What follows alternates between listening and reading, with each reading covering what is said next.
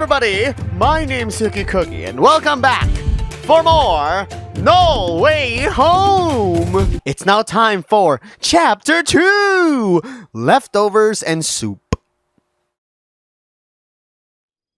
Down here, closer, I start to hear the sounds of the village. The scents along this trail became more tangible too. Other gnolls? Lots of them. They're going to hate me, and every bit of that will be justified. I can't take back what I've done.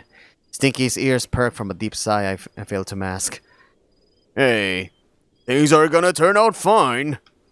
All I can offer him thanks for his reassurance is a muted grunt like...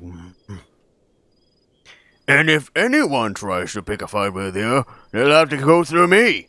But Gash is already a big guy. I mean, unless the other gnolls are huge too, so yeah. Oh, come on. Serious? You don't need to protect me. Well, I don't see your dead weight technique winning any fights.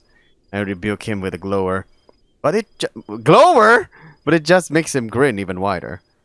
Fine, I'll be counting on you if there's trouble. Attaboy! And oh?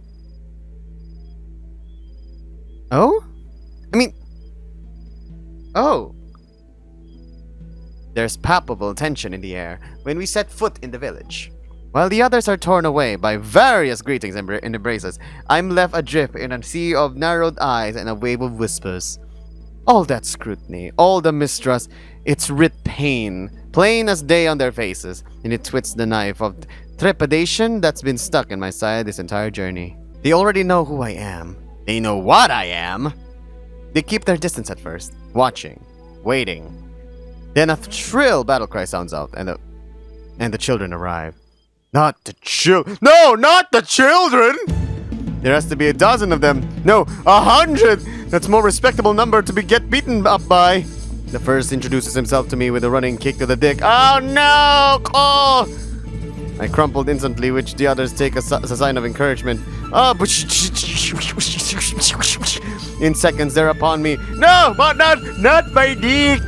Every inch of my body kicked, slapped, and spat on. They strip the flesh from my bones, desecrate my remains, and call me expletives, most unmerciful until nothing is left. You stinky! You are stinky! You are stinky! You are stupid! You are stupid! A fitting end. I will not be missed. Then one of them chomps down hard on my tail, reminding me that this massive body of mine does in fact still exist, mostly unscathed. Maybe because Gash is the favorite of the children. And they thought that since you possess Gash, maybe because they think you are Gash.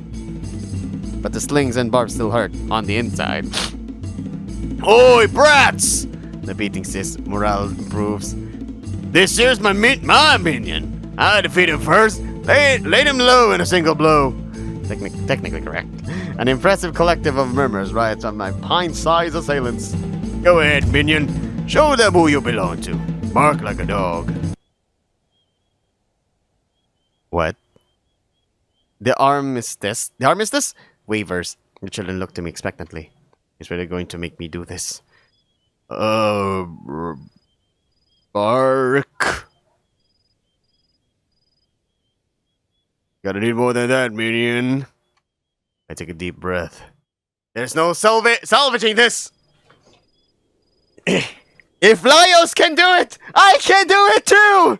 I just need to position myself, ready myself, and take a deep breath. I raise my hands in mock of a dog's floppy ears.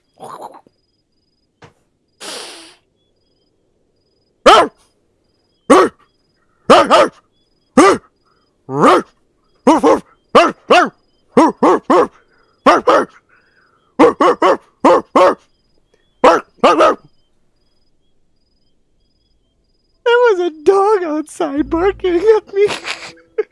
The children are spitting, cackling, and howling in delight at the funny clown man debasing himself for their amusement. I can't believe I got you to do that in front of so many people. I'm dying. I'm dead. Send flowers. Stinky's own collapse makes him the new target for the miniature miscreant to climbing knot. Though at least he's able to return fire and roughhouse them right back. Humiliating as it was, that tactic seems to have worked. Many of the children had begun to disperse, some then teasing one another with mocking expression of my bombastic ass foolery, like woof, woof, yarf, arf, arf, arf. Even the adults in the area seem to have dismissed any notion that I might be a threat, their expressions looking more relieved after that idiotic indulgence. Glancing around, I noticed many of them have sworn to have much as their children did me. Though instead of beating the dignity from him, they're clamoring of the letters he carries. He looks overwhelmed, but fights it through it, managing to raise his voice above the din of the crowd to call out for the proper recipients. Oh, we have another lure. Soon he's relieved from duty by another gnoll that claims to be a speaker, ducking through the crowd to catch back up with me. So, a speaker, the Shattertusk term for those capable of reading the Imperial script. There's only a handful capable of this throughout the entire village. Supposedly there are many other scripts in the Imperial archives, but there is the only one that's taught openly. This little man can fit so many letters in him. Don't forget you're the one who taught me. What? Soon he's relieved from the duty by another gnoll that claims to be a speaker, ducking through the crowd to catch back up with me. Stinky finds somewhere comfy for Opa to rest and waves for us to continue on without him while he distracts the remaining kids with a game of Snapdragon. It mostly seemed to involve moving his arms around like a snake and snapping his hands out to check out the little buggers. But I guess they made some sort of game out of it. Come on, before it gets dark. Moving through the town, I'm surprised at just how many shapes and sizes of gnolls there are. Tall, skinny, short, bulky, and everything in between. Though it seems like Tab and I are at about the far ends of the adult height range. Every now and then, we even spot one or two of it with rather strange, unsettling physical characteristics. Wombwood refugees. Don't gawk. But I thought the Wombwood didn't affect gnolls. Anything or anyone that's born there comes out different. Even gnolls. We're just the only ones that can safely traverse it. Other people end up... well, they usually don't stay people for long. Glad I never had to go back there.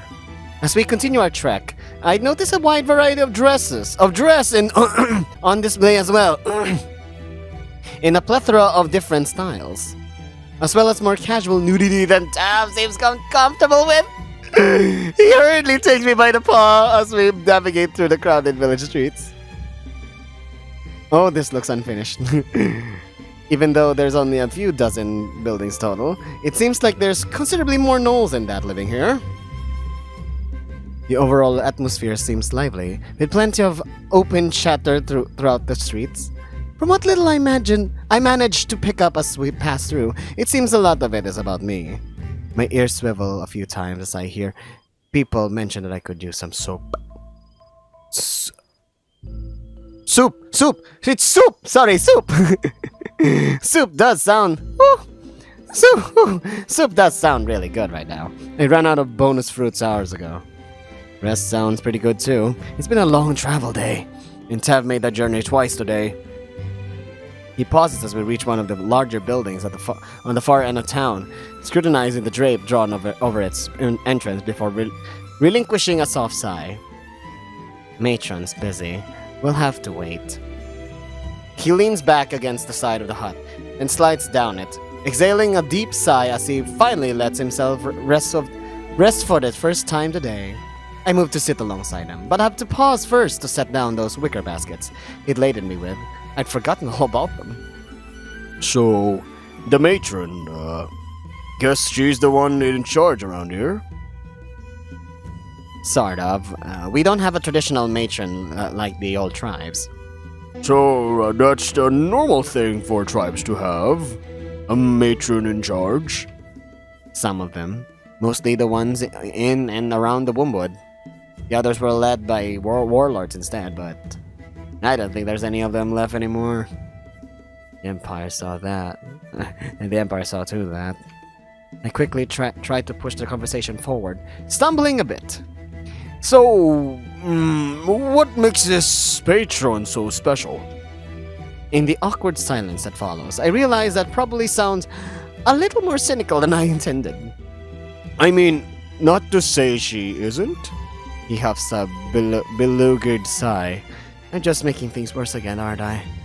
I know it must be irritating to have to field so many basic questions, but I'm pretty much adrift here. It's a long story. I gesture to the occupied building.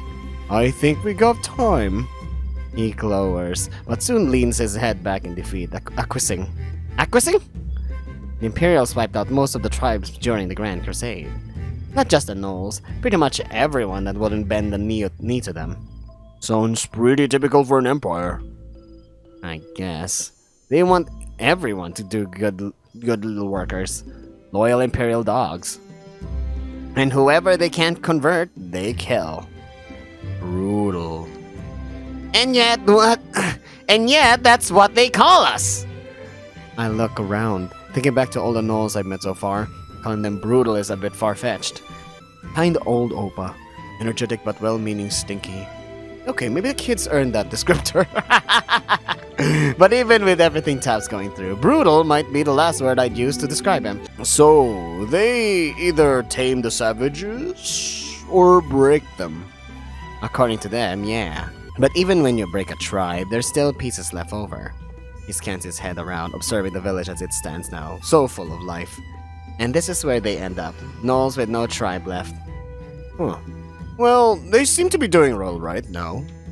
Tab shrugs. They deserve better than this. Back in the Empire, there was just so much. Everything. Everything? Everything. Everything? Everything. Everything. Shut up. Food, books, homes, everything. Everything? But that for everyone. If the Emperor favored you, you've lived in the lap of luxury.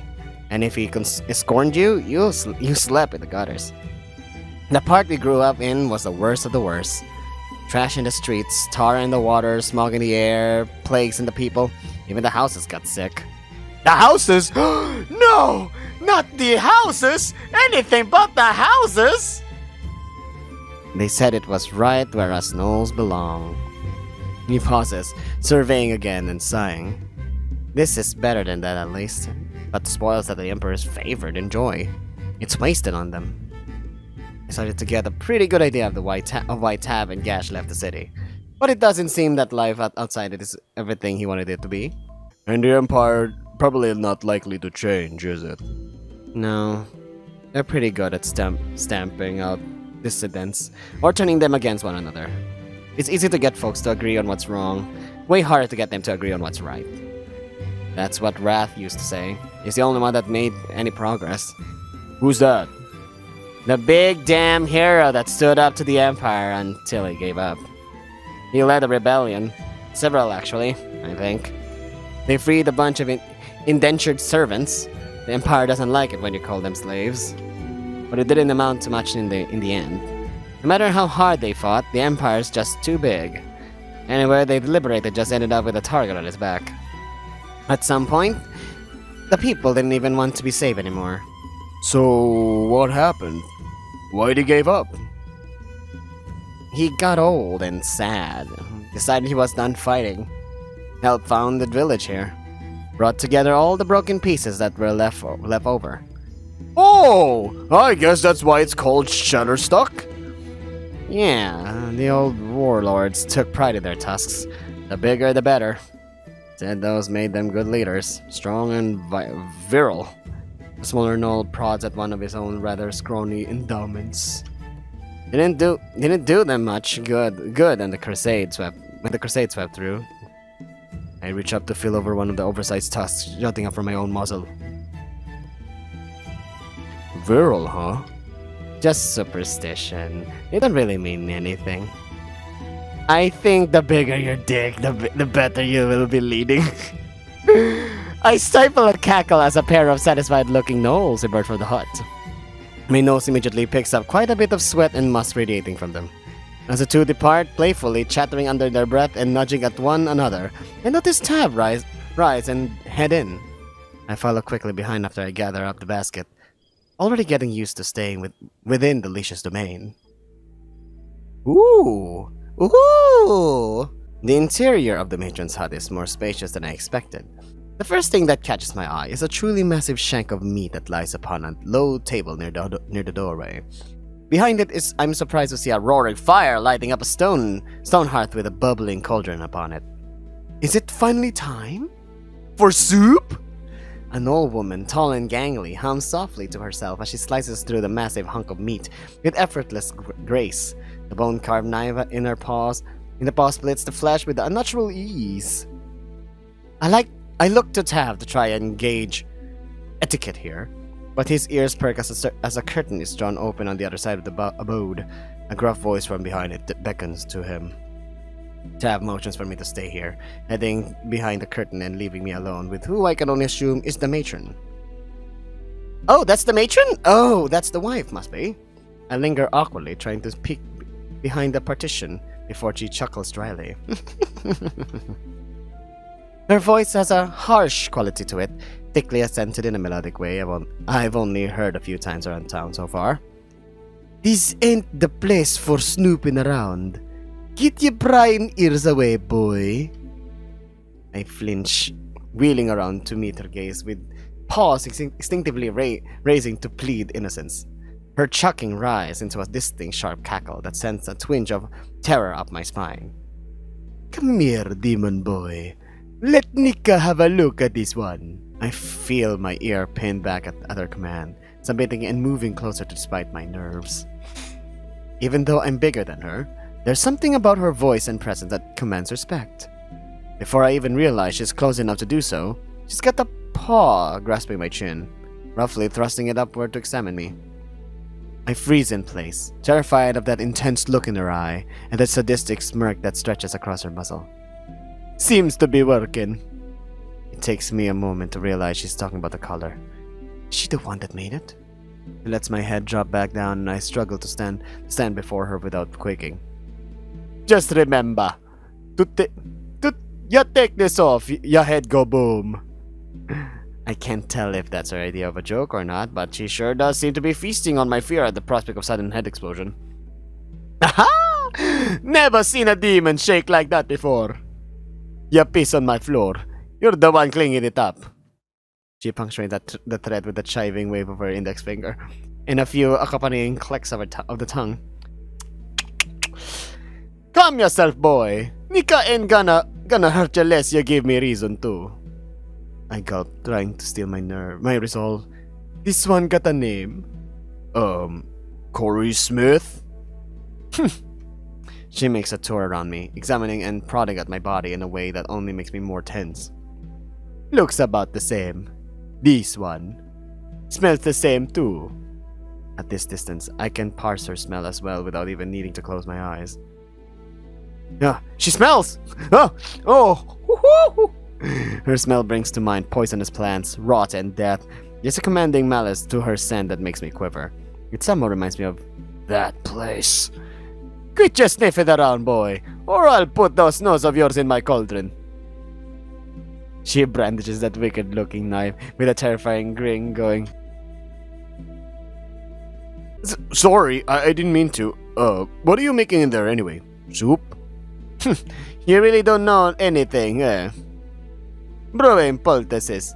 But keep your greedy paws away from there. That be a special brew. Matrons only. She sheathes the knife and pushes a bowl full of hairy roots towards me. Now make yourself useful and help Nika pill this deep... I thought it says deep throat. Death root while you wait. Gotta get through another batch of these before sundown. Somebody's gotta keep these people from falling apart. I hesitate before slowly navigating around the weird tubers and try to figure out how to peel them with just my claws. I'm certainly not gonna ask for her knife. Once my mind wanders to consider what she said, my claws start to move with more effortless motions. Wait, but I thought gnolls didn't get sick. Not like other folks, we don't. No food sick, no plague or poison, but there's still other ailments to deal with. Like what? Ghosts in your blood? A searing pain alights through my head as she flicks it with a sharpened claw. like demons in your noggin. You daffel spawn. Oh, sorry! Broken bones and old age are happy to visit us too. Don't you know? Maybe nick a break some of yours to get you familiar. That's not necessary, haha, I'll be good. Yeah, better. You walk a razor's edge, demon boy. You just better hope those two take mercy on you. As she points at to the curtain on the other side of the room, I realize that I haven't heard a peep since Tav went back here. Who's that back there with Tav? Oh, that's just me husband. They're probably deciding your fate back there as we speak. Oh, well, how do you think that's gonna go? I trust me husband's judgment on that. He's the only man in this world to earn me respect. And you know why that is. Because he knows that he knows nothing. Too many fool of a man in this world think they know everything around the sun. But he questions everything, even his own self. The old tribes will see that as weakness, a death knell for their leader. But I think otherwise. He's open to new ideas, to reconsidering who he is as a person, who we are as a people. This is not weakness, it is flexibility, adaptability, hell, maybe even wisdom. Speak of the devil or demon, the curtain is pulled back and I hear Tav calling from the other side. Fine, take a look at him yourself. After a brief pause, I realize I'm being summoned. Go, do not make me say it twice, boy. I hurry over, relieved to escape Nika's overwhelming presence. Beyond the curtain, I see the source of that gruff voice, back turned to me, polishing a hefty firearm with a wicked-looking blade mounted beneath its barrel. Oh my god, those pecs. The older Gnoll turns. Are you sure that's a man? The older Gnoll... is it a man or a trans man? The older Gnoll turns, surprising me with that stark dichotomy of appearance. Tav motions towards me with a wild gesticulation as I arrive. Listen to me, Wrath. He's a demon! You're really just going to let him run free around the village? That gruff voice returns, tinged with a rustic drawl as the older Gnoll responds. Yep. If he ain't a danger to anybody, then he's gonna put in his fair share of work around here. This is... You're... Tiny Gnoll makes a show of unraveling the leash from his wrist as far as it will go. He marches outside with a pronounced surge of frustration. I'm getting soup! After he does his best to dramatically close the curtain behind him on his way out, I realize that the drape seems to immediately shut out all sound beyond it. A deep sigh from the Gnoll he was arguing with reminds me that I'm left once more awkwardly sifting through the fallout of yet another Tav outburst. Boy's got a strong sense of justice. Reminds me of myself when I was younger. It's a darn tough thing to grow out of. So you're... Breath. Matron of the Shattertusk tribe. But either price is more than fair for what she brings to the table. Oh, I didn't realize Gnolls did marriage. They don't, usually. The warlords used to keep harems here, sure, but most Gnolls just take mates as they come. Sounds lonely. Never felt that way to me. Keeping a mate locked away like property, now that's lonely. So, you're having second thoughts about it? No, it's a trivial sacrifice for the sake of the tribe. Besides, she may be a bit, possessive, but she still lets me tend to me duties. Duties? Managing morale. Whether it's soldiers or civilians, I've always felt the calling to keep spirits up. So that's the matron's role here? Well, it's the way I've been doing things since way back when. But I've been learning new ways to soothe the spirit these days. With magic? With words. Sometimes touch just ain't enough. Wait, what? A bit of fraternization was enough to keep my good boys in line back in the day. But we face different problems nowadays. Different sorts of anxieties that need taken care of. So I listen, I hear their worries, I give them what comfort I can, offer advice if they want it, or just an ear to vent to. I guess when you're managed not to die as long as I have, you can't help but pick up some kind of wisdom. And if they need to blow off some steam too, well, it needs, if needs must. Oh, matron, you're such a hoe. What did you say? And then after that, he pointed that gun at me like, oh, fuck. Oh. But, we ain't here to talk about me. We need to talk about you, kid. I tense up, remembering once more that my life is on the line here. Real shame, the way things played out. Gash was one of our only lifelines to the outside world, you know. That wasn't my... I didn't mean for any of this to happen. Well, what was it you intended, If you don't mind me asking. I don't know. I didn't think things would turn out this way. You didn't think about the guy whose body you were jacking? I didn't even know what was happening. I just heard a voice calling to me. He pulled me here. The void call. What? That's how the stories usually go. The victim's anguish calls out to the void and then demons come answering. They use that moment of desperation to infiltrate the body and seize control. It takes a long, deep look into my eyes, studying my obvious lack of comprehension. It could be that you're just like rainwater filling a ditch. My gaze drifts downward. Maybe if I had resisted the call, Gash would still be here. He growled softly to himself and scratched at his mutton chops. You know, you could have made this a lot easier on me by just being a monster. He taps his gun to indicate what he does to monsters. But I'm not... Yeah, I don't see a monster here. I see a scared pup caught up in a mess beyond his reckoning. And, oh my god. He moves to holster that rifle into his back. But it's still my fault, isn't it? Hard to say. From what Tabs told me, you've been real cooperative ever since you got here. I mean, yeah, if I caused this, then it's my responsibility to fix it. If it comes down to it, is that a higher priority than saving your own hide? I want to get Gash back, but I don't want to go back either. I want both. Both, huh? Now you're sounding really like a demon. Well, what's wrong with that? Honestly, that sounds more reasonable to me than the piteous murder act Tab was accusing you of. What? He's hurting something fierce and seeing straight. But I'm willing to give you a shot. Really? Well, what does that entail? We'll call it a probationary period. You stay here with us until we can figure out how to fix this mess. You mean it? Really? I can stay? Quit that tail wagging, pup. You look like an imperial dog. Stop it, tail. Stop it. Now I ain't offering you a free ride. You're gonna work while you're here. Of course, I'll do anything I can to bring Gash back. Well, for the time being, we ain't got no leads on that. But what we do have are houses that need building. Bills that need tilling. He motioned to the baskets I once forgot I'd been hauling all day. Mail that needs delivering. But I'll be watching you. We all will.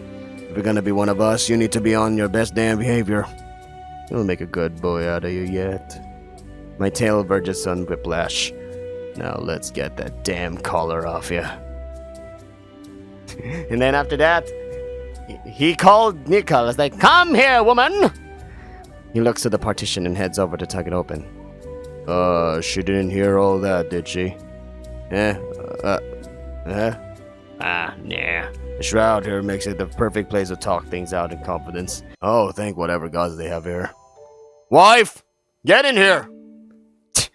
Address me proper. Please. Love it when a man begs.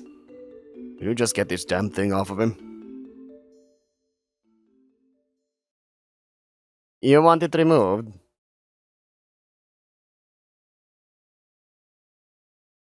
Without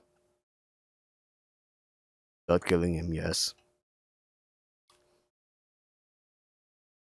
This was not in the specifications. What? Yeah, exactly. You gotta be kidding. Brood witch restraints ain't normally concerned with you being alive when they done with ya. Nika.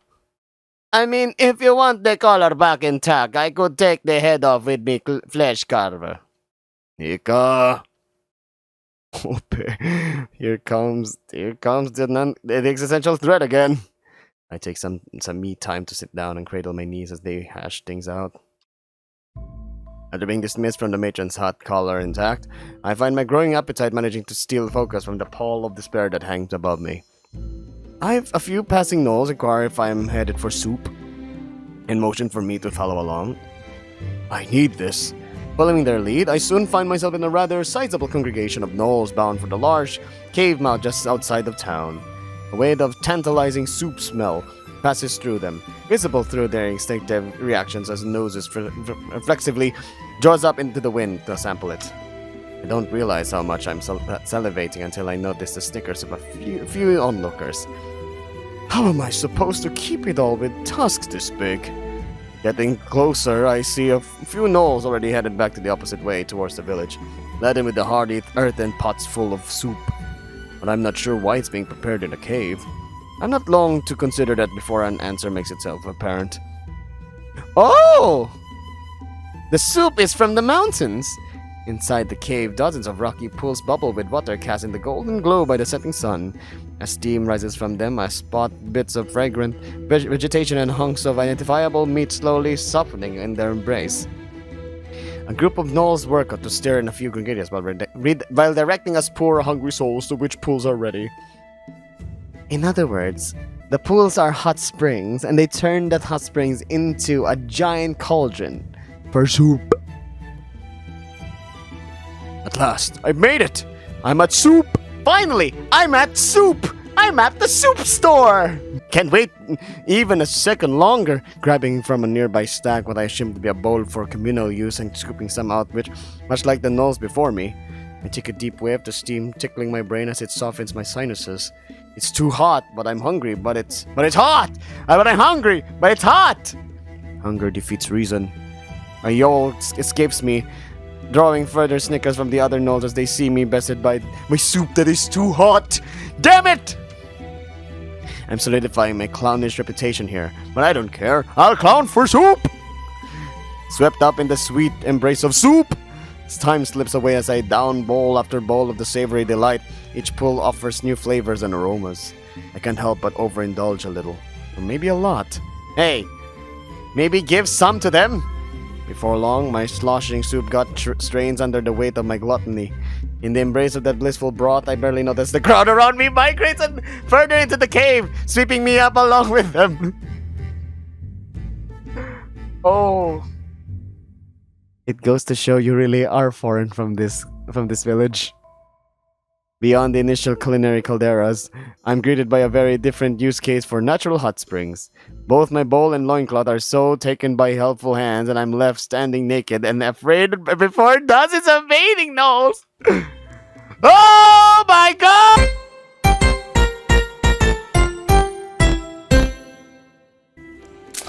Oh, you went to Opa first! I splashed down to join Opa, surprised both with how perfect the water temperature seems and with how elegantly Opa's saggy scrotum floats up to the pool surface. Mesmerizing. Opa, how you doing? I give a soft jostle to rouse him. I'm met in turn with relief as he loudly snorts himself back out like, Ah! Dick! The drowsy old-timer stretches and yawns out a half-awake inquiry. Brought me fresh meat? No. His outstretched paw comes to rest down behind me. I think you did. Stinky whistle. Okay, I think maybe you should take a break from the hot water. I've got so much left to scrub. You wouldn't mind helping, eh, Corey Smith? Fair's fair, isn't it? Who do you think kept you fed and scrubbed while you slept the days away at my place? Oh. I guess that's fair then. I should be so prudish about the... Okay, he has an erection.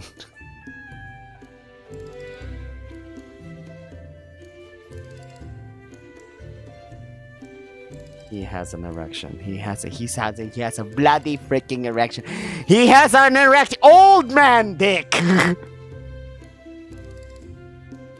Opa! Look! Miracle that it still works at my age, kid. I can't be picky about it when it works. He has a point. Looking around, I notice many other gnolls casually helping one another wash up. Even in intimate regions. But this isn't too out of the ordinary, it seems. It's normal. And the old man does have his charms. He seems to have figured out just how far he can push his luck. I can't do this. It's not weird. I just don't think about the hog. Ah, magic hands, me boy. Sorry. Ah, magic hands, me boy. You're not helping. He taps at my back once more. Slide all the way in, boy. Gonna boil them ticks off. Wait, ticks? Of course. Think you can traipse through the forest without a few dozen tag-alongs? I submerge with extreme prejudice, quickly learning the limits of how long this body can hold its breath. When I resurface with a gas of air, I notice Stinky looking around, scanning the room diligently. What? The fuck? I'll let you know if he turns up, boy. Enjoy yourself. He's talking about Tav! Stinky grins, declaring it Snapdragon time! And rolls from his pool to one of the larger, more occupied ones in back.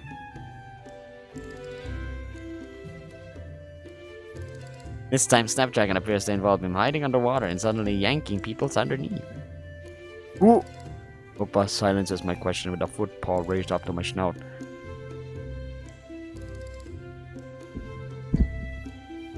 For scrubbing.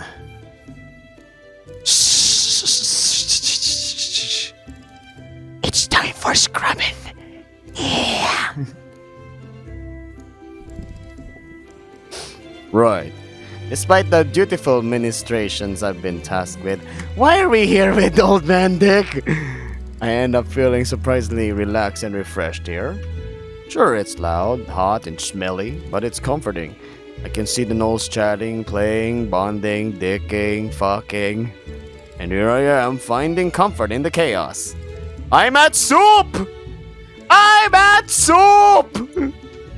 By the time I'm done pampering the portly old codger, I was gonna say cougar. Stinky's loudly declared himself Snapdragon champion and turns to fetch Opa. Oh my god, I can't believe I was right.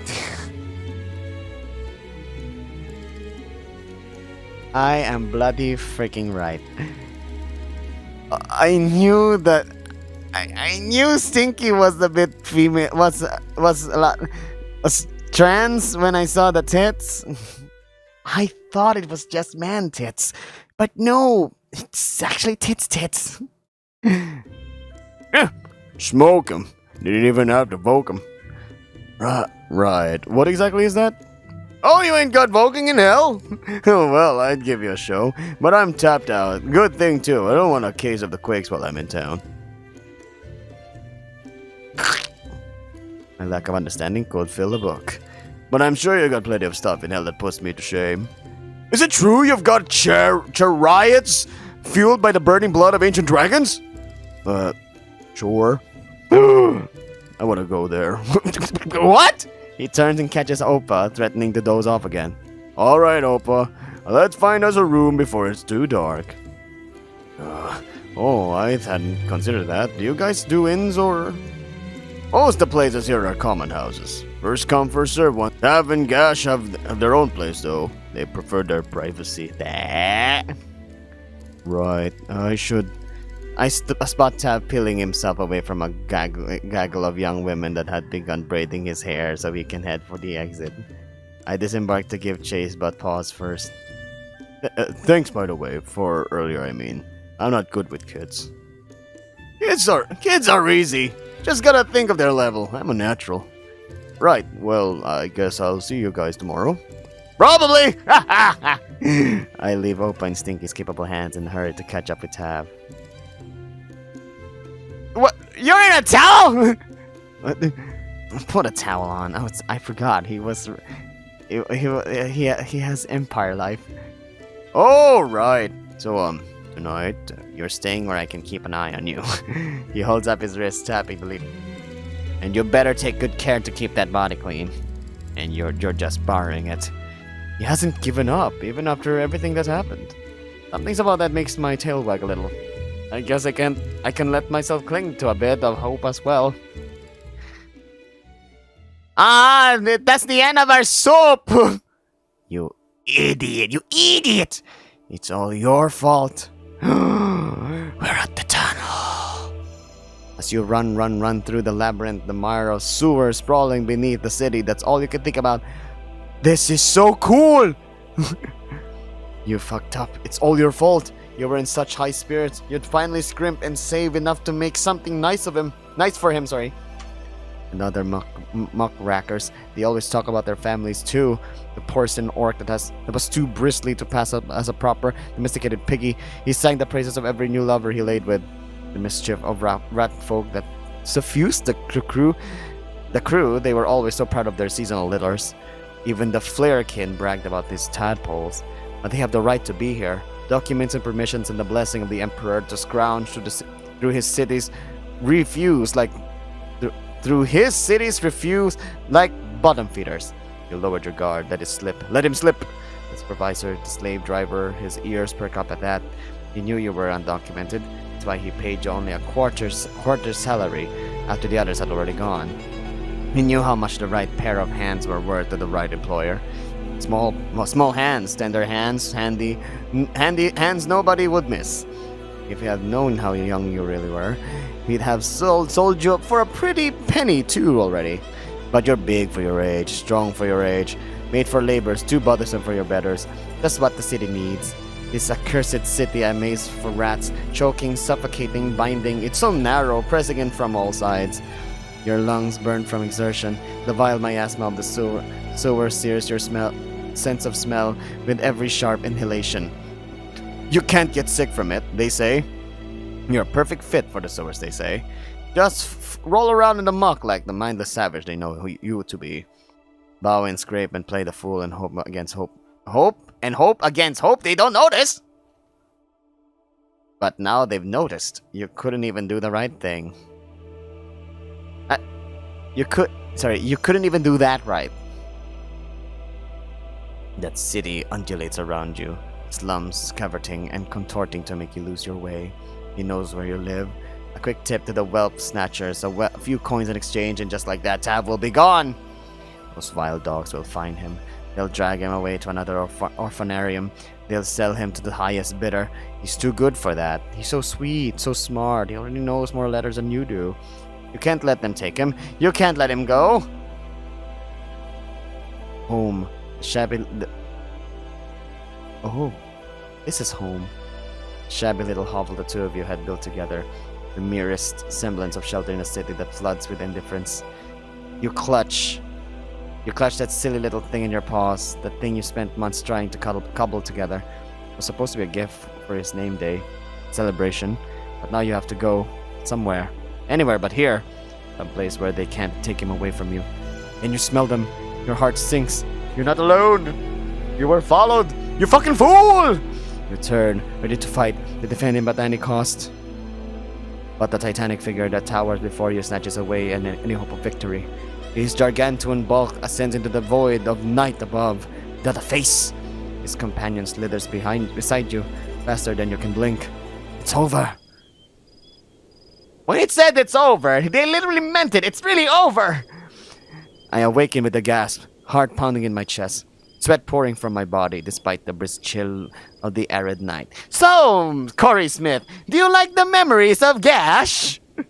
Since you are possessing his body, he also has his memories. So, I hope you like some Gash memories too. Gash nightmares, I'm sorry. Another brutal dream, a nightmare so vivid I can't untangle it from my own memory at first. A soft sniffle perks my ears. Ooh. He's crying. Hurting so bad. And that toy is the one I made him. No, the one Gash made him. Gash made him. No, the one you made him. Now it's all he has left. I can't just let him suffer like this. But is there really anything I can do without making it hurt even worse? Our first choice! Holy crap! Comfort or respect? Oh my goodness. So according to this, there is no +1, there is no -1, which is good. So we can choose which one we want to choose. So for now, let's choose first comfort. Fuck it. Even if he hates me forever, I can't let this go on. I roll off the hay bed. It sequestered me to and embrace him, pulling his tiny frame into my arms. He's so soft, so delicate. His scent is my world. I tuck my snout into the crook of his neck and can't help but cry alongside him. It's so sad. It's so sad. You hijacking the body of his lover, and after that, oh no, more problems in his life. I'm going to fix things. I'll bring him back for you, no matter what it takes. But until then, let me share your burden. Let me ease your pain. And it's... The morning comes without another wink of sleep. How could I rest with this weight upon my heart? I can't stand this. I have to do something. I'm running just like he did. The streets are near empty this early, but the matron's curtain is raised. You're up early, pup. I need to do something. Clarify. Anything! I can't stand feeling so useless in all this. I want to help him. So badly I can't stand it. But I don't know how. Wrath sighs deeply, beckoning me closer until his paws touch down on my shoulders, steadying my rugged breaths. Why him? Because I wronged him. I took away someone so precious to him. He keeps up this line of questioning in a gentle tone, reviewing what we've already discussed to guide me. Did you mean to? No, but that's what happened. Gash is gone because of me. You know how to bring him back? No, but I have to find a way. And if you can't, then I'll spend the rest of my life making it up to him, to atone. You think he wants that? What? Will that make him happy? See you suffer? What are you doing this for? Is it really for him? Or is it for you? Come here, boy. I know it's hard. Loss is always hard. But it's not something we can make up the difference for like that. It's something that sticks with us forever. We can live through it, we can adapt, but we'll always carry that weight. Then, what can I do? You can start by taking care of yourself. Harder than it sounds at first, I know. But if you can manage that, then you can take care of others. Can't build bridges in a flimsy foundation. Myself, I'm having a hard time with that. I can tell, but I'm glad you came here. I'm glad you feel comfortable enough to talk to me about it. And I'm glad you're still here with us. My lip trembles. How can he be so gentle like this? I think you can do better. You can get better. I think you can be a good boy. Me? Yes, you! You have the drive to make things better. You can make yourself better. You can make us better. What tribe means here. It's kindness is overwhelming. Is this what it's like to stand before a matron? What? So let it be. You're gonna be a good boy. Oh my god, there's more! Okay, sure, confirm. I forgot to save. Confirm. Yes, I'll do anything, please. I promise, I'll get Gash back, even if it means... My heart aches at the thought. I talk a big game about wanting to stay, but if it comes down to me or Gash, who gets to stay? Of course it's him, right? He plucks my chin up to lock my eyes with me. No, we don't sacrifice one soldier to save another. We'll find a way to get him back. They won't give you up to get there. After all, you're my good boy now, don't you?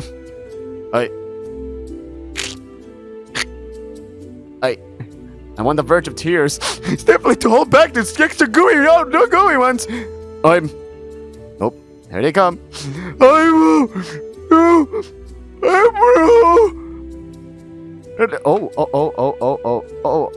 Oh, he's just a big baby. He's just a big baby.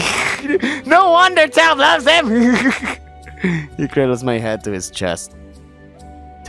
Tats, comforting me as I bawl my fucking eyes out. There you go, let it out. That's a good boy. The matron tends to me as I weep. He doesn't shy away no matter how much trauma I dump on him. He stays calm, warm. Does he do this for everyone? I'm gonna take it all. I close my eyes and bask in his smell. His embrace wraps around me like a warm blanket. It's more complex than the others, fraught with opposing elements, old scars, a new life, gunpowder, and gravy. Gravy! After what feels like an eternity of sobbing but must be at least a gallon of Gnoll residue.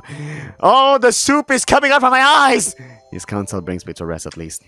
He even gives me a task to help give me purpose. For today at least. One day at a time, he says. One step at a time.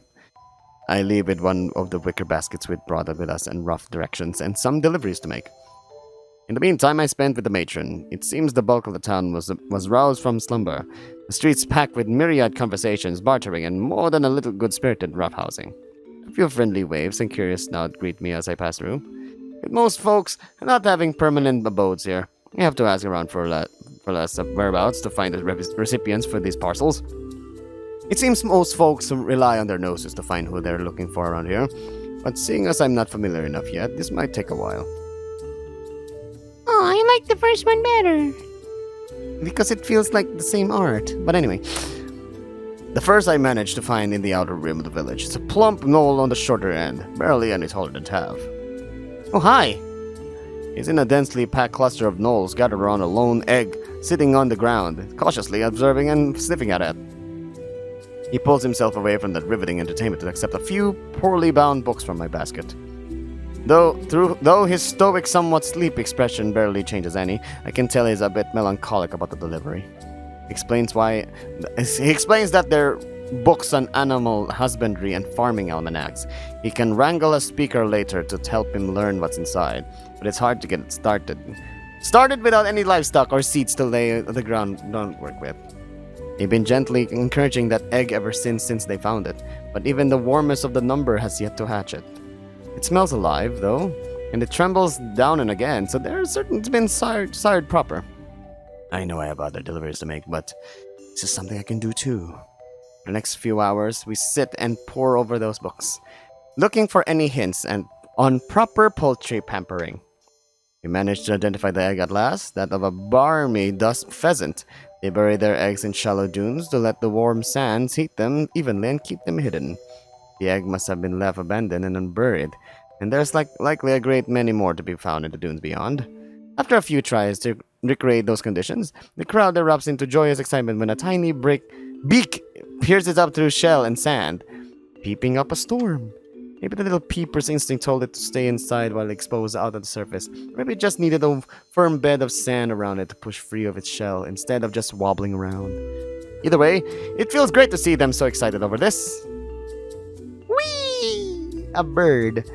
The next recipient I managed to track down is in the heart of the village proper, where baskets and pots build makeshift stalls while drapes run overhead to provide a bit of shade for some heated haggling. With so many gnolls in one place, the crowded street forms an ad hoc bazaar for those with goods and offer or services to render. I don't see any coin-changing paws, so I imagine they're still working on the barter system here. The gnoll I'm directed to eyes me with predatory grin, sizing me up. Oh, hello! It takes several attempts to belay his well-practiced sales pitch and anti-upping before I get the message across that I'm here to deliver something other than bargain. He's elated with the small satchel of delicate-looking tools I deliver, revealing that he's a dice maker by trade. And indeed, his impromptu little shop is stocked with all manner of bones to roll. He explains that the trade has been getting more and more popular as the village grows. Not only are little trinkets favored by fully grown gnolls seeking to gamble in their downtime, but they become a popular entertainment vector for the children too. Educational even.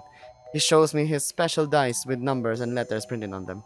The children make games of seeing what they can spell as they roll, usually with dirt eating as a punishment for failure.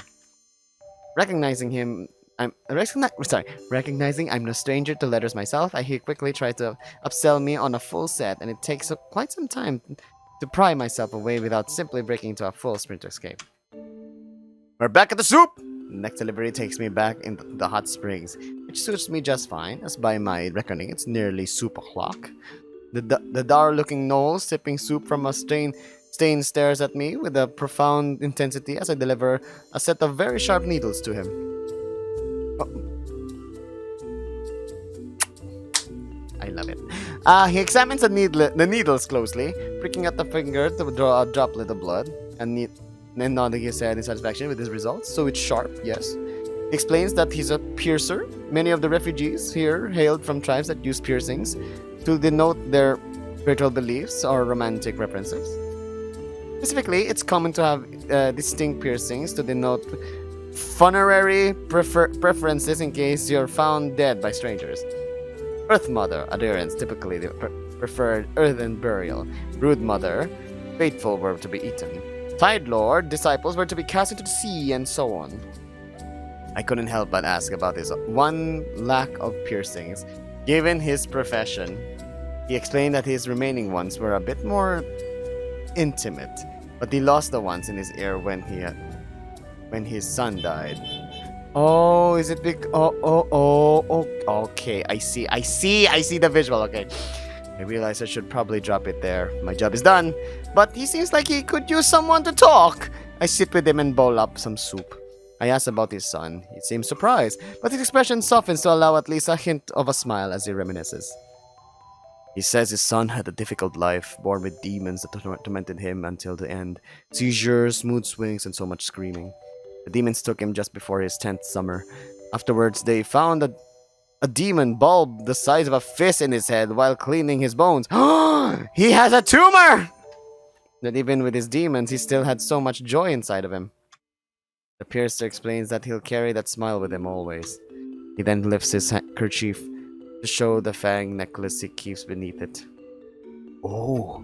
He goes on to explain that the boy did have his good days. He would be proper sweet, even though he never really got a grasp on words. The other kids here were quite fond of him.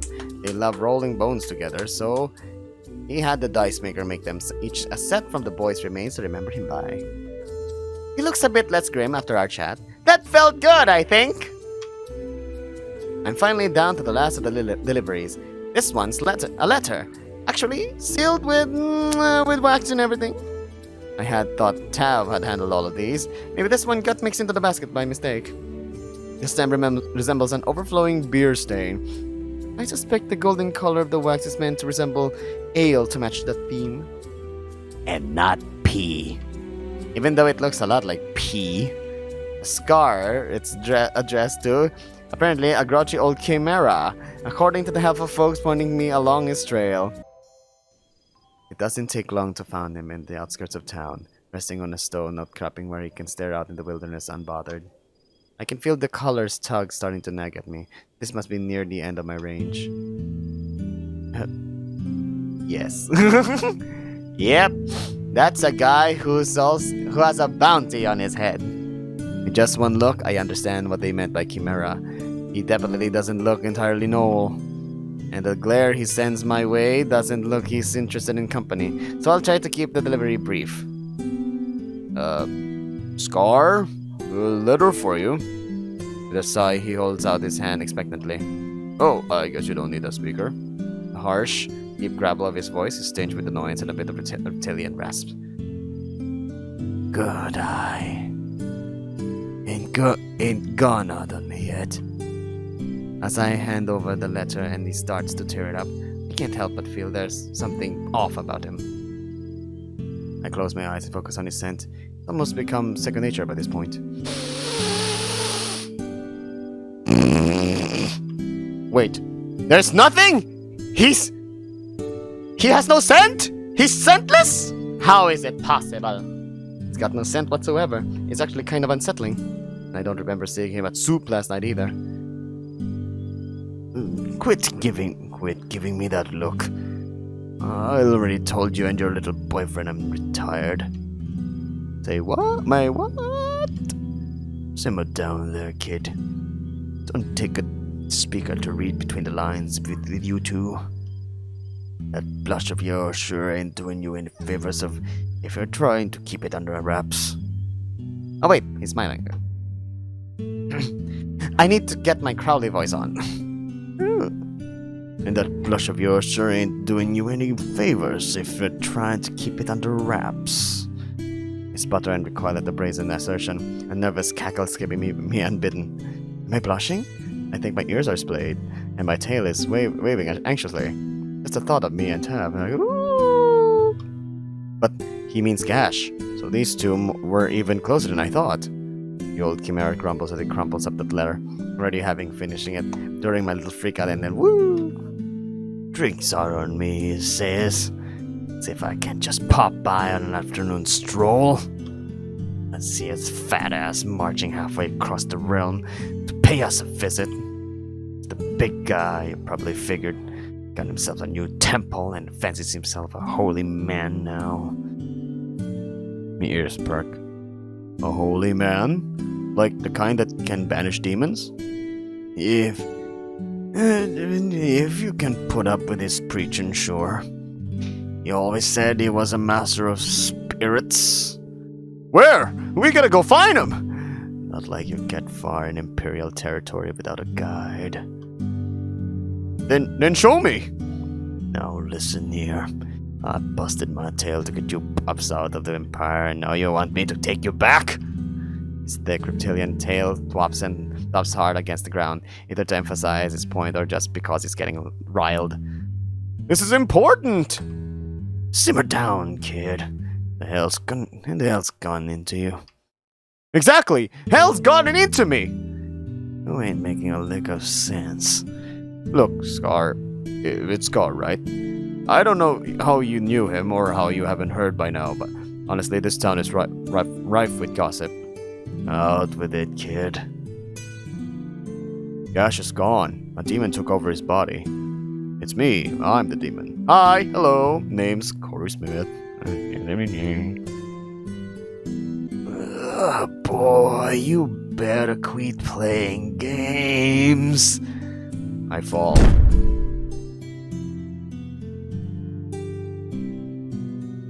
The fuck? I'm okay. Demon color. You must have wound the leash back up. Okay. And then bewildered that he doesn't say anything. Anyway, let's keep going. I'm good down here. Don't worry. I just need to find a way to banish myself back to hell so Gash can have his body back, and him and Tab can get married, and everything will be on fire forever. Just tell me where the holy man is, and I'll be out of everyone's hair. Done and done. Please say words. He soon arouses from that stunned silence, kneeling down to examine me. Sorry, I thought it was being pulled and pulled and pulled until it's just, God's damn. You ain't fooling around, huh? No, sir. Mr. Scar, sir. Yeah, you sure ain't him. Thought you were talking funny. Ah, there you are.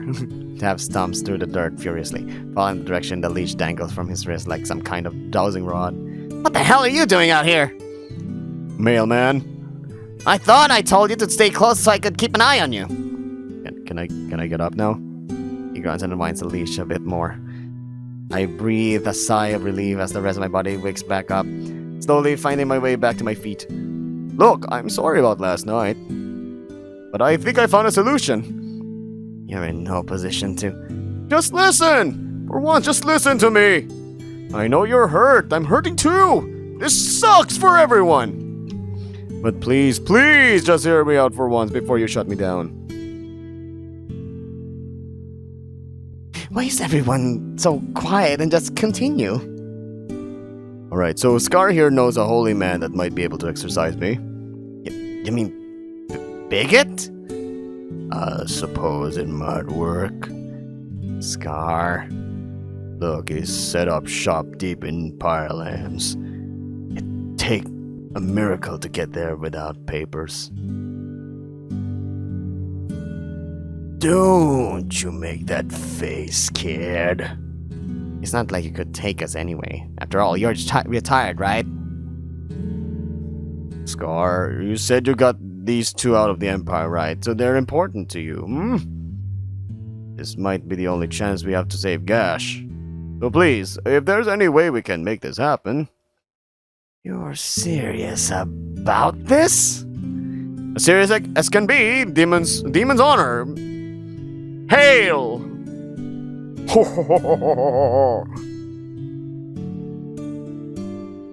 Fine, let's run it by the matron. And it's just like that. He marches off with heavy footfalls, dragging that thick tail of his through the dust. I'm not going to be your problem much longer. Come on, let's get it over with. Back in the village proper, my ears perk at hearing a familiar voice rising above the din of the crowd, and we soon stumble upon Opa performing a story recitation beneath the merciful shade of an awning. Before I know it, I'm getting swept up in the tail end of a tale about the dangers of snapdragons. Tab keeps walking, I can feel the colors tug, but the way Opa speaks commands such as Gravita that I feel a need to stop and listen anyway. Oh, hi! I love this! Oh my god!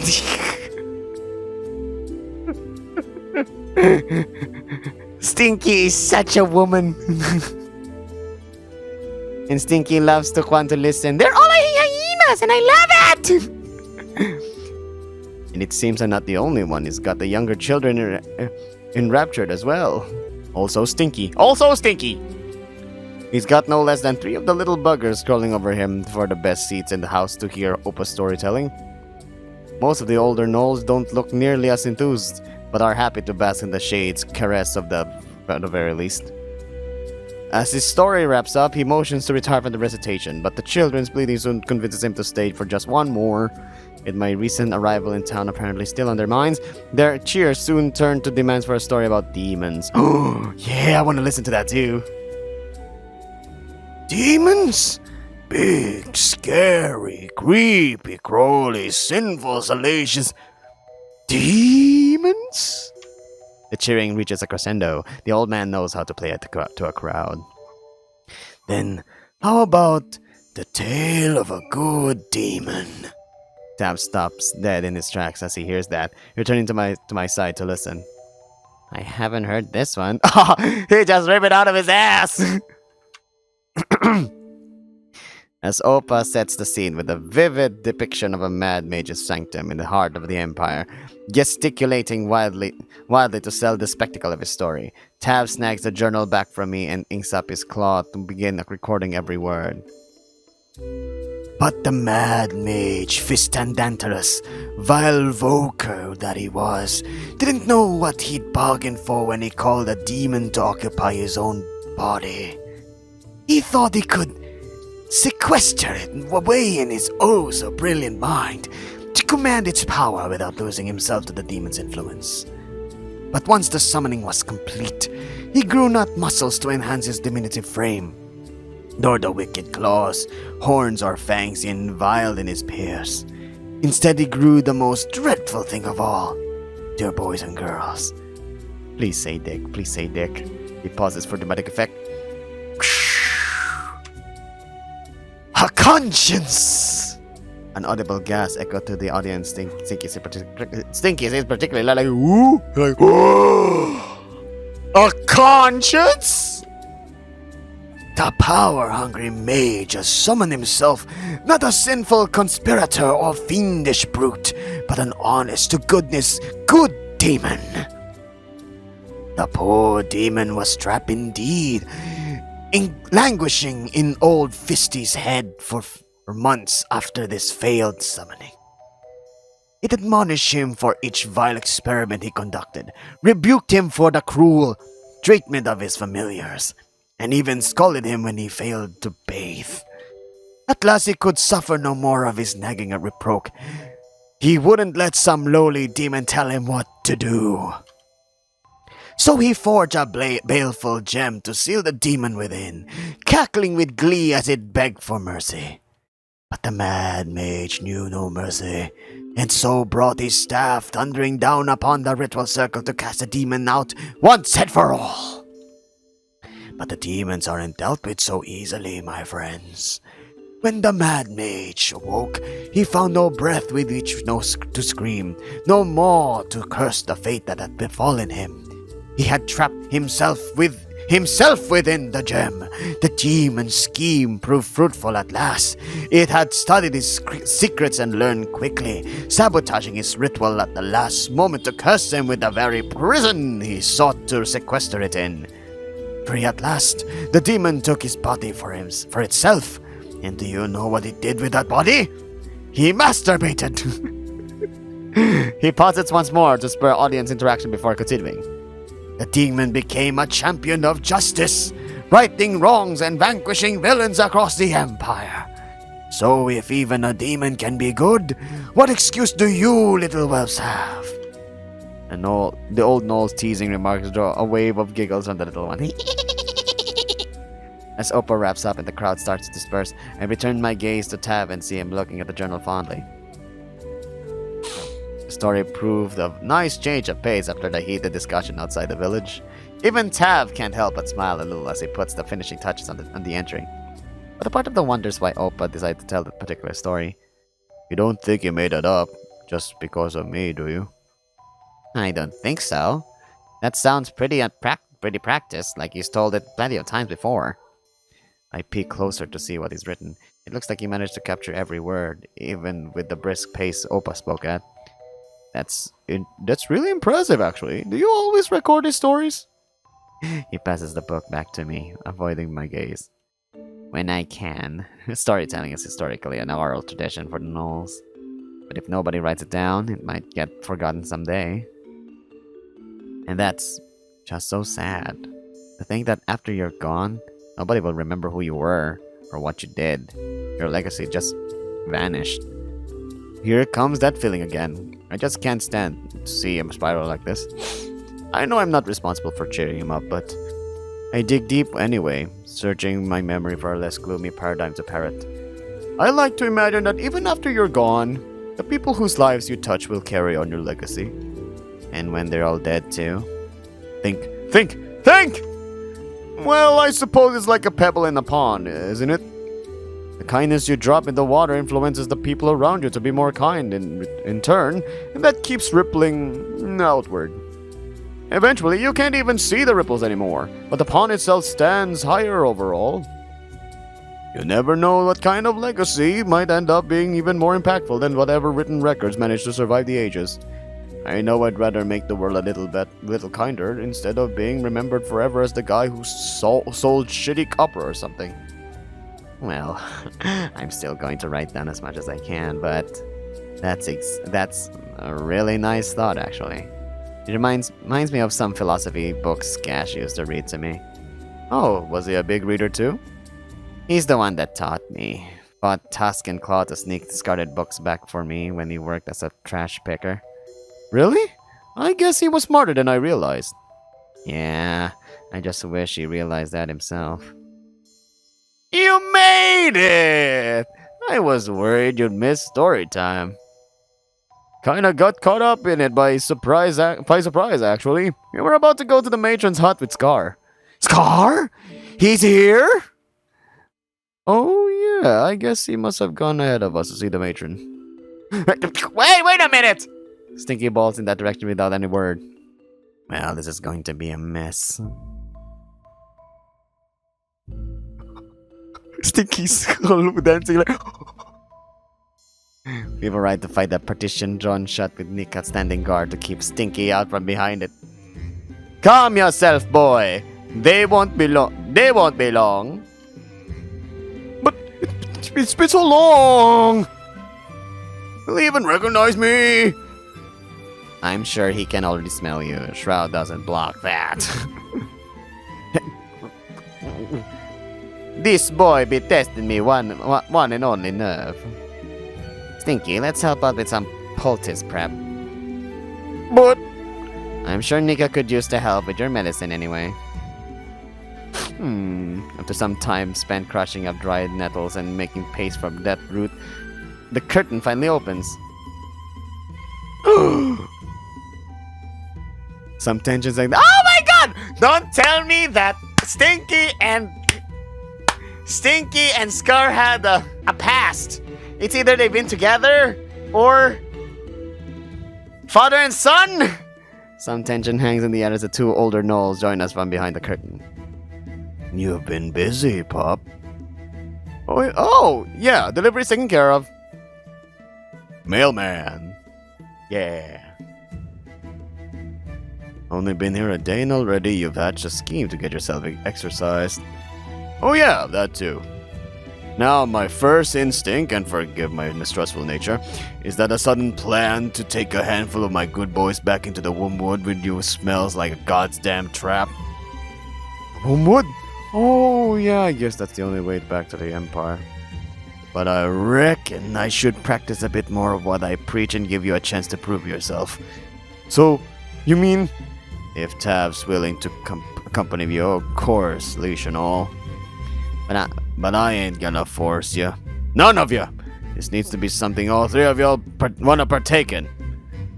Of course, if Scar is willing to show us the way, I know I'm asking a lot.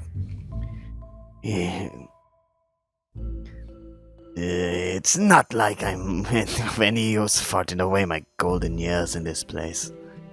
Scar? Besides, the two of you wouldn't make it far into Imperial territory without getting your hides tanned. And the Big Oaf's been begging me to come visit anyway. And you're sure you wanna get back there? Fuck no! But I made that kid a promise, and I intend to keep it. So we're really doing this then? We'll have to be extremely careful. Normally, if we bump into brood witches, we can just drop everything and run. But if they catch wind that I'm here, and I'm there, they'll hunt us down with everything they've got. At least the forest still lets you in. The land itself rebels against my presence. Yeah, they're still mad about all the blasphemies. They can die mad. Ha ha ha. I can't hardly believe how fast things are moving. I was starting to think I've to spend months, maybe years here before an opportunity like this came along. I can feel that familiar pang of remorse squelching on my gut, but I'm getting better at ignoring it. Oh yeah, I don't want to leave. I'm getting sick of hearing myself think that. I've got to step up and take responsibility to fix this. And I might never get another chance like this. I'm drawn from my thoughts when Scar claps upon my shoulder. Look, I'm on board with this for Tav and Gash, but I gotta know I can trust you too. Yeah, I know it must be hard to trust a demon. Look, in my experience, demons ain't all the Empire makes them out to be. Most of the ones I've met are just scared shitless. They don't know the first thing about this world, except that all the Imperials want them burnt at the stake. Sure, if they got rich family, the Empire will hook them up with treatments to cure them. But whatever that entails can't be good. Leaves them a quiet, docile shell afterwards, if not a drooling invalid outright. And I ain't gonna let none of you kids end up that way. I'm not gonna let that happen either. Gash deserves his life back, and I'm going to make sure that happens. No matter what. Well, alright. You got hellfire in your eyes, Corey Smith. But it sounds like I can't count on you on the scrap with a collar on. Yeah, about that. If we're quick and quiet, we won't need to do any fighting. Shouldn't be too hard to lay low with just the three of us. Hey! Hey, kid. I heard you were in town. And, well, I was hoping we could catch up. Is he your dad? Because he kind of looks like your dad. Scar, come on. No, it's okay. Kid, you're grown now. You got your own life. Don't need me around to mess it up. Well... Then in that case, I'm coming too. Ah! You're what now? Look, me and Opa been living in the Womwood for years now. I know my way around and it even better than you do. And if push does come to shove, you'll want to have a Voker on your side, right? No way in hell. He does have a point. Earth Mother's blessing could really come in handy down there, and on the other side too. But it's not like 4 is much harder to hide than 3. Look, I ain't gonna put an untrained kid in harm's way like that. I'm not a kid anymore. It's not any different from us going. Well, who's gonna look after Opa? Nika offered. She said she'll put him to work in poultices? On poultices. That'll be good to keep his mind active at that age.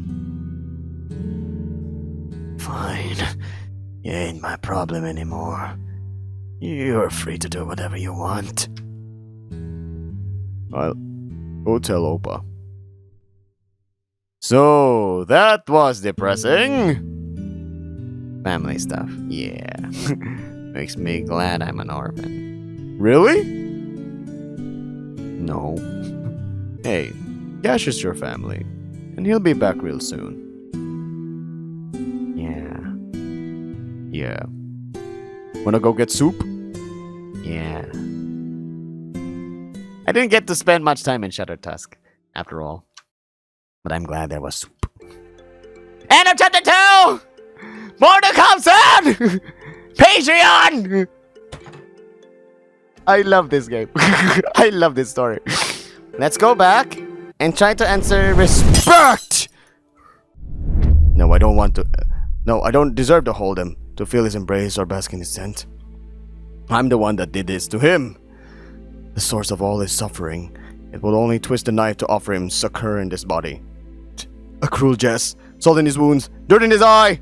I turn and cover my ears, joining him in tears for what remains of the night.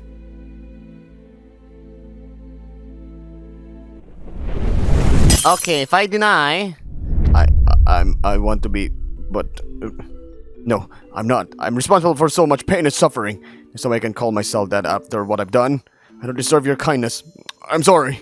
He plucks my chin to lock my eyes with me. Now, look here, boy. If I tossed out every soldier that done fucked up, I'd have me an army of none. I've seen good men eaten alive by their sins long after the war has been waged. The lives that they've had to take, the decision they had to make. Hell, even the burdens of surviving when others didn't. It can weigh on you for the rest of your life, but it always seems like the hardest person to seek forgiveness from is yourself. You need to take that step. You need to keep going, not just for the sake of others, but your own damn self. I don't run a pity party here. We're survivors, refugees. We keep going even after our tusks are shattered. No, I don't expect you to find peace with what happened right in this very moment, but make that a goal you strive towards. Find a way you can move forward. Don't let the bastard outlive you. Oh, yeah. I'm on the verge of tears, sniffling to hold back the extra gooey ones. Nope, there they come.